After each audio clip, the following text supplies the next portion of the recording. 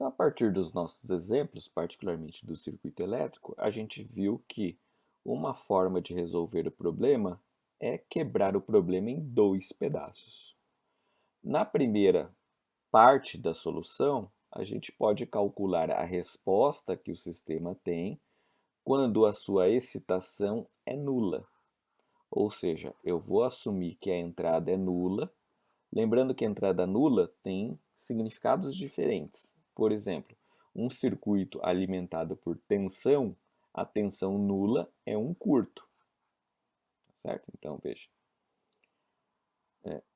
se ele tivesse uma entrada, eu eliminaria essa fonte de tensão e teria um curto. Se fosse um circuito alimentado por fonte de corrente, a corrente nula seria circuito aberto, tá certo? Vou colocar aqui o paralelo. Tá?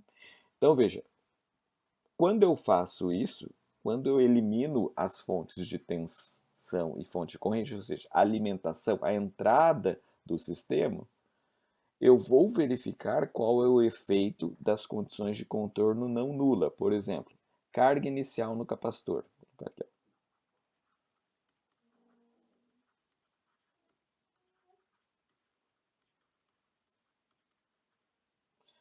Corrente inicial no indutor.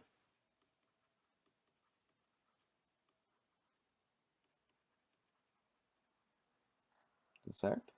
Se fosse sistema mecânico, distensão inicial de uma mola. Eu vejo o efeito dessas condições iniciais sobre a resposta e guardo essa informação, tá certo? Depois eu faço o inverso. Eu desconsidero todas as condições iniciais como se elas fossem nulas, como se eu não tivesse carga inicial no capacitor, como se eu não tivesse corrente inicial no indutor, como a mola tivesse em repouso no sistema mecânico, e aplico e retorno as fontes de alimentação, as entradas do sistema. Esses dois resultados são somados para produzir a solução final. Então, é como se fosse um dividir para conquistar.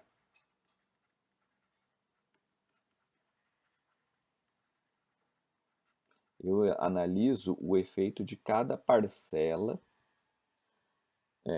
entrada inicial, condição inicial, sobre o sistema e resolvo como se o sistema tivesse só essa informação. Tá? A gente já faz isso em circuitos elétricos, por exemplo, quando a gente tem um circuito com múltiplas fontes. A gente avalia o efeito de cada fonte individualmente, como se as demais não existissem. Tá certo? Aqui eu estou colocando um extra nas condições iniciais.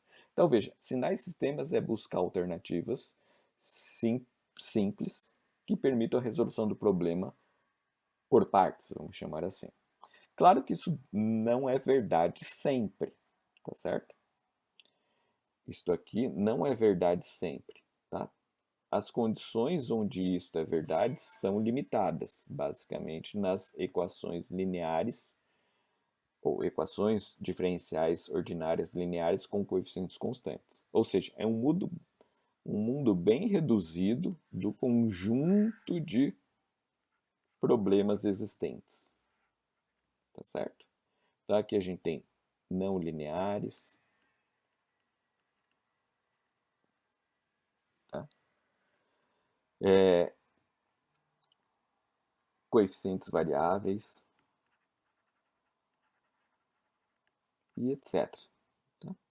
Então veja, a gente estuda um pingo no oceano e depois a gente vai ver que a gente tenta transformar esses problemas do cotidiano em problemas tratáveis.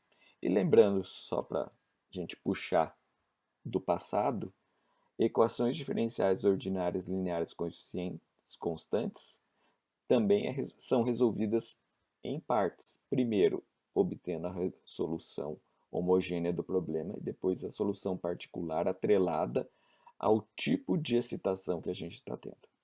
Então, para quem não se lembra desses detalhes de resolução de EDOs, Dá uma olhadinha em livros ou em vídeos no YouTube que devem ter disponíveis. Eu vou fazer alguns exercícios, vou explicar passo a passo como é que a gente obtém a solução homogênea, a solução particular, mas eu gostaria de que vocês revissem essa matéria que vocês já viram antes de sinais sistemas.